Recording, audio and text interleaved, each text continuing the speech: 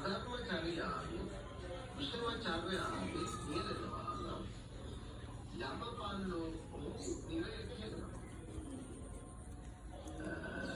ඒලාගේනවා එවිට දෙමෝපියන් නිසා මම අධර්මිෂ්ඨ වීමේ ගැළපෙන්නවද නැත්නම් මේ අපගේ පුතේ කියලා දෙමෝපියන්ගේ ඉල්ලීම මත ගැළපෙන්නද කියලා අහනවා. ඒක කරන්නේ